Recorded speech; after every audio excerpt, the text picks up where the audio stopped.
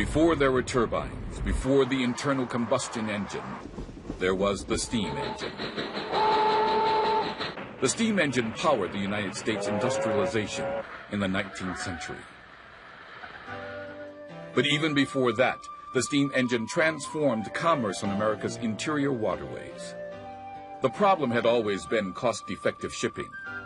Taking raw materials downstream on the Ohio and Mississippi rivers was relatively easy.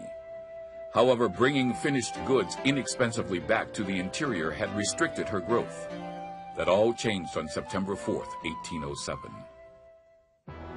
New Yorkers by the banks of the Hudson River looked with alarm at a boat belching black smoke as it churned upstream through the angry waters. None of the sailors seemed concerned with their ship. Instead, they stood steadily at their posts and watched without apprehension as the captain maneuvered the boat easily without sail. The gathered crowd suddenly realized that what they had thought was a ship in distress was a new kind of craft, a steamboat.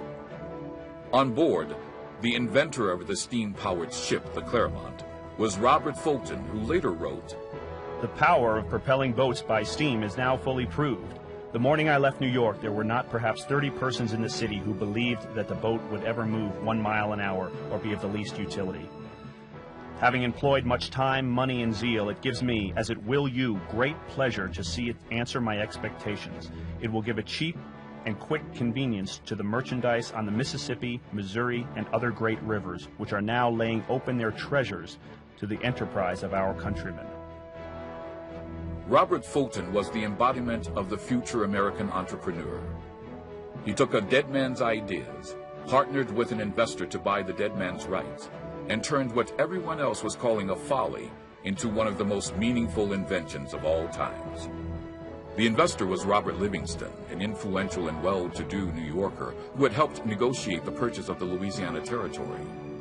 At Fulton's urging, Livingston purchased the monopoly of steam power that John Fitch had held in a number of eastern states, and a vast fortune was created.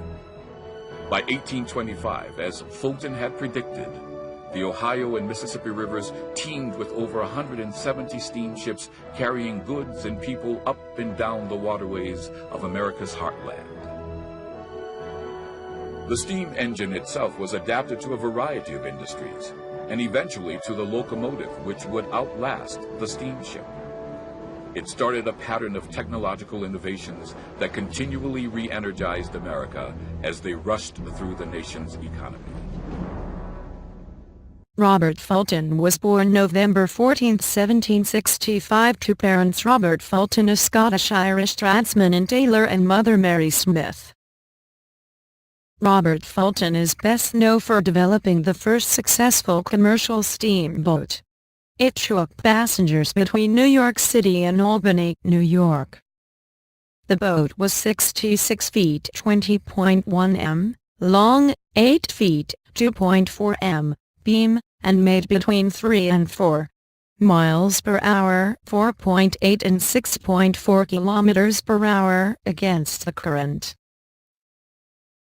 Fulton's partner, Robert Livingstone, who had negotiated the Louisiana Purchase from France, obtained an exclusive license for steamboat services on New York's Hudson River. Fulton was not focused entirely on the steamboat.